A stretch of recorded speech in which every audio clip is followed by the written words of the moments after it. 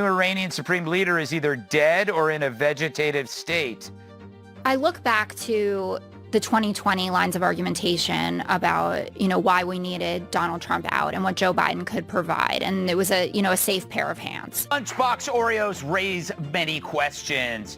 Adam, this is an interesting story. A mom asked other moms in her group chat to refrain from packing Oreos.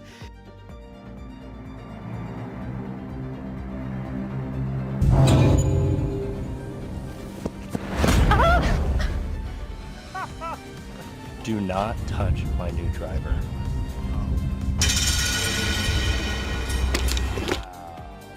What is a woman? A woman is someone who identifies as a woman. And what is that? Someone who identifies as a woman. Tonight on Gutfeld, a liberal commentator wished Trump had won, a child apparently learned how to resign from Joe Biden, Oreos nearly destroyed a group of parents, and a golf company released an ad so bad the panel could not figure out whether it was horror, comedy, or evidence. Then a street debate turned one simple definition into an infinite loop. It was politics, parenting, marketing failure, and cultural confusion packed into one show. Here are the funniest moments and the serious arguments hiding underneath tea. I look back to the 2020 lines of argumentation about, why we needed Donald Trump out and what Joe Biden could provide. And it was a safe pair of hands. And I believe without COVID that Trump would have won re-election. And I wish that he had.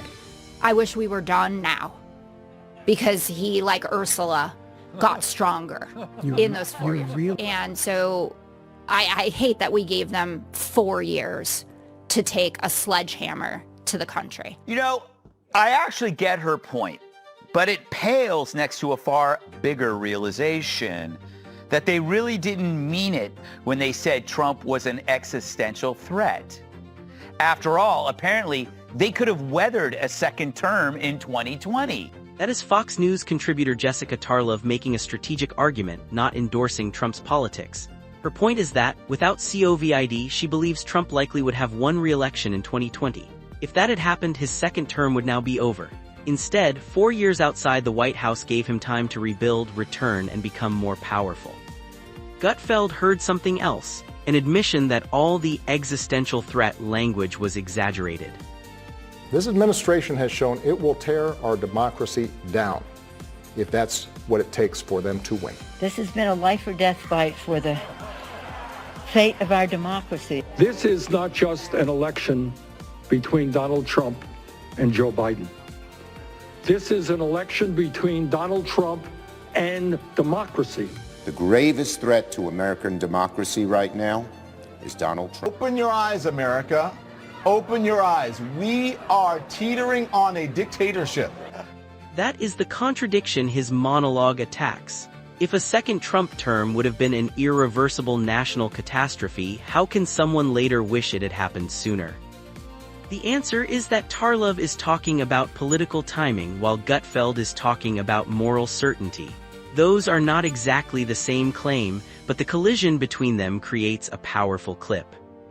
Democrats believed defeating Trump in 2020 would end his movement.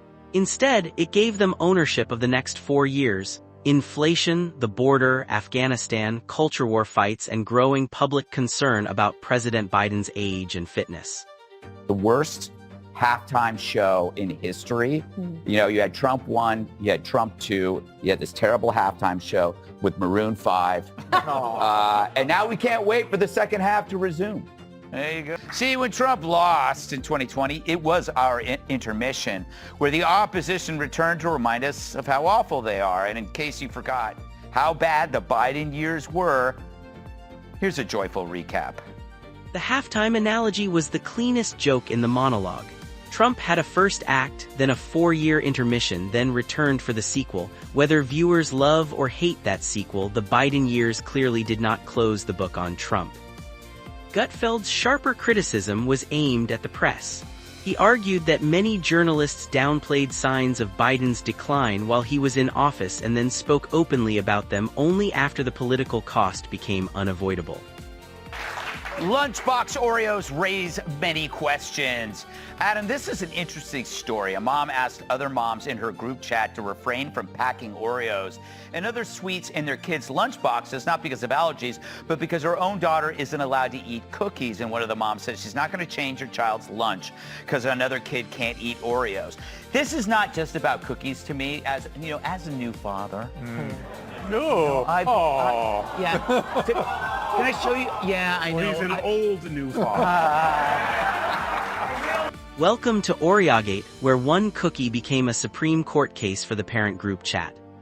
The reported message asked families to stop sending Oreos and other sweets, not because of an allergy, but because one child was not allowed to eat them and felt left out. There is an important warning label here. Internet sleuths have questioned whether the viral exchange was staged. But even if this exact chat was manufactured, the argument is real. Every parent eventually confronts the same question. How much should everyone else change to support the rule inside one family?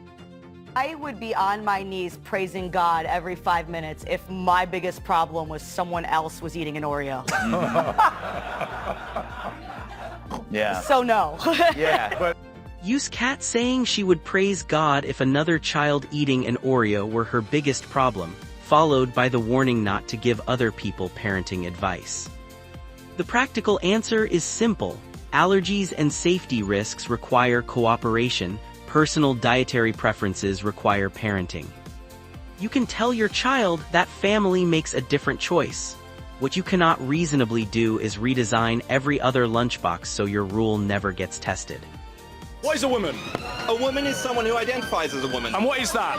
Someone who identifies as a woman. And what is a woman? Someone who identifies as And a what is a woman? Someone who identifies as And a what are they identifying as? They are identifying as a woman. And what is a woman? Identity labels are defined by the people that use But what are they identifying as? a woman. And what is that?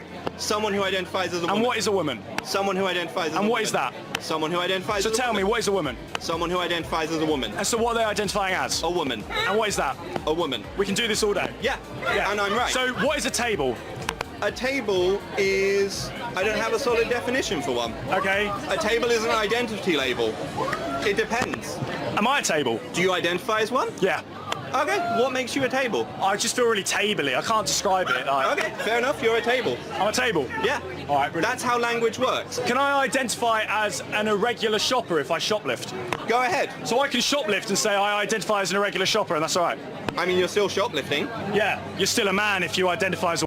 The final viral clip is effective because it exposes a basic language problem. If the definition of a woman is someone who identifies as a woman, the definition still depends on the word it is supposed to explain. That is circular reasoning. The table analogy pushes the same point. Personal identification alone does not explain the physical or functional category being named. But the conversation becomes more useful when it moves beyond embarrassing one stranger. People can treat transgender individuals with dignity while still asking institutions to define sex-based words clearly, especially in medicine, data collection, prisons, and sports. Tonight's Gutfeld moved from presidential history to parenting wars, from a corporate marketing disaster to a debate over the meaning of words. The common theme was simple. When nobody is willing to say the obvious thing early, the problem becomes much bigger later. Which segment won the night? Trump's 3-act comeback, OreoGate, the Callaway disaster, or the definition debate? Tell us in the comments, subscribe for the next Gutfeld breakdown, and thanks for watching.